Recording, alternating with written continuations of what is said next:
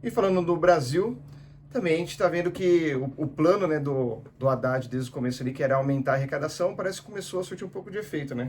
Deu certo, tá dando certo, pelo menos um plano do governo tá dando muito certo, que é o de aumento de arrecadação, né? A gente teve uma arrecadação recorde em janeiro, né? Um aumento de 6,67%.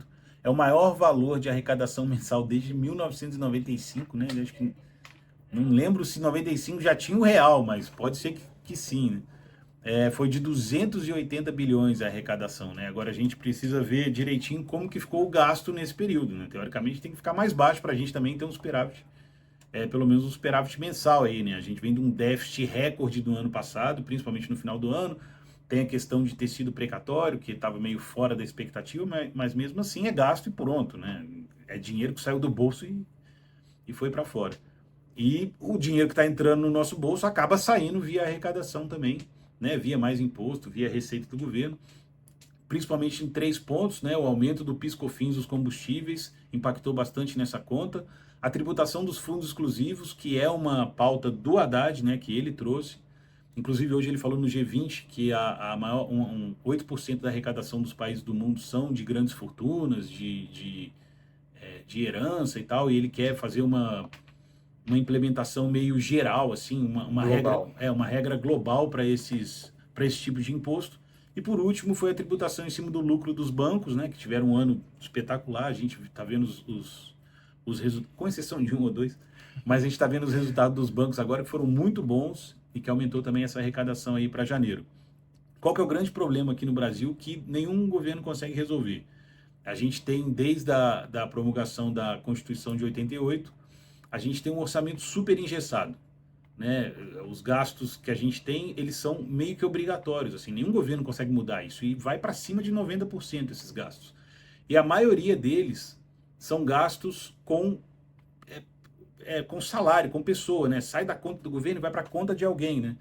É, a maioria, disparado, é de aposentado e pensionista, e depois vem os salários do próprio Estado, setor judiciário, militar, Setores públicos de forma geral, né? como, em forma de Professores, salário e em forma de coisas que, obviamente, a gente tem que pagar os funcionários pelo trabalho deles, mas é um gasto que não gera nada, né? Assim, é um gasto que você está remunerando um trabalho que foi feito ali e que não ele é fixo e a gente não consegue mudar muito isso. Dentro do que a gente consegue mudar, é ali que os governos têm alguma margem de manobra para poder cortar gasto ou melhorar a eficiência ou fazer alguma coisa nesse nível.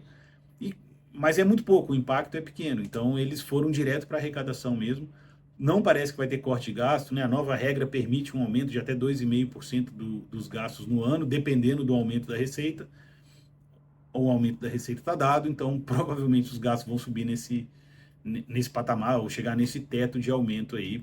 Vamos ver, né? O governo tem um compromisso da LDO de fechar o ano de 2024 com déficit zero no orçamento, tirando juros.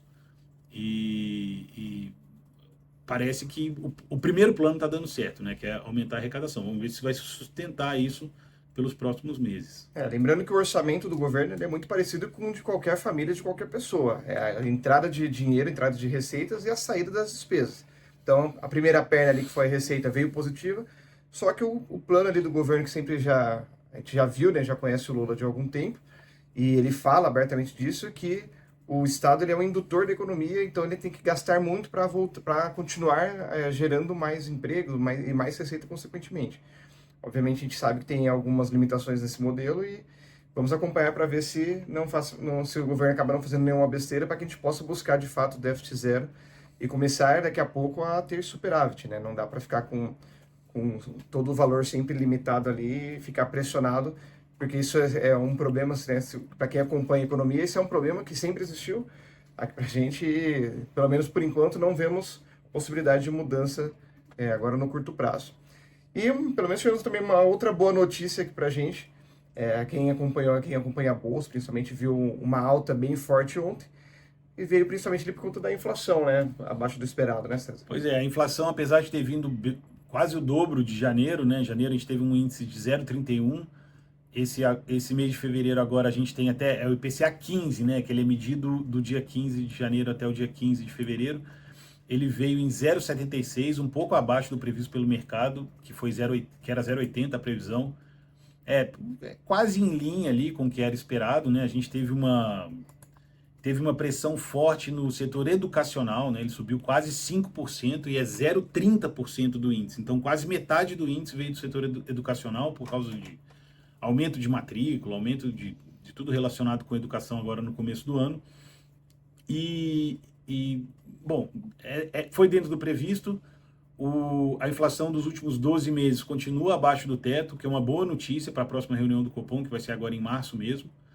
E por outro lado, a gente teve também a divulgação do IGPM, que vem caindo 0,52 em fevereiro, e no total de 12 meses, né, no acumulado de 12 meses, ele está caindo 3,76. Ele está caindo, né, ele está negativo frente à oferição de 12 meses atrás.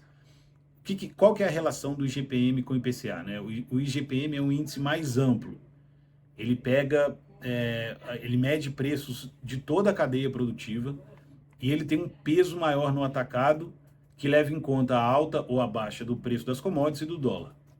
O IPCA, ele mede mais o consumo das famílias. Então, o índice a relação desses dois índices diz pra gente?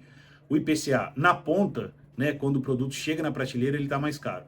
Mas lá no começo, já há 12 meses, essa pressão está diminuindo. Qual que é o esperado? O esperado é que essa diminuição lá no início do setor produtivo, da redução dos custos para o produtor, chegue eventualmente na ponta, não como redução de preço, que é muito difícil, mas como uma inflação menor, que é mais ou menos o que vem acontecendo. Né? Nos últimos 6 meses, a inflação vem caindo bastante no Brasil, justamente porque o IPCA está puxando para baixo. Né? O IPCA é um índice muito mais volátil do que o IGPM é um índice muito mais volátil que o IPCA. Né? Ele teve anos aí, não faz muito tempo, acho que 2021, 2022, que ele chegou a subir 30%, e o IPCA não chegou a subir 30%, chegou a subir 10%. Então, quando sobe muito, quando cai muito, e o IPCA fica ali mais ou menos no meio, flutuando um pouco menos, mas porque ele está na ponta da cadeia de produção. Né? Um é medida de previsão do outro? Não é uma medida de previsão, mas é um indicador importante que os custos estão ficando mais baixos. Né? A gente fala da China lá, que está com deflação e tudo mais, aí já é na ponta. Né? A nossa deflação aqui, ela é no início da cadeia produtiva e deve puxar o IPCA para baixo, ainda a taxas positivas, mas isso facilita na análise do Banco Central a baixar os juros. Então, o indicativo de taxa aqui, de movimento do Banco Central na próxima reunião é manter a queda que vem sendo feita, 0,50, se eu não me engano. Isso aí. Então, o GPM ele é um índice de inflação mais voltado para o atacado, enquanto que o IPCA ele já é um mais varejo, né, que conta mais o consumo das famílias.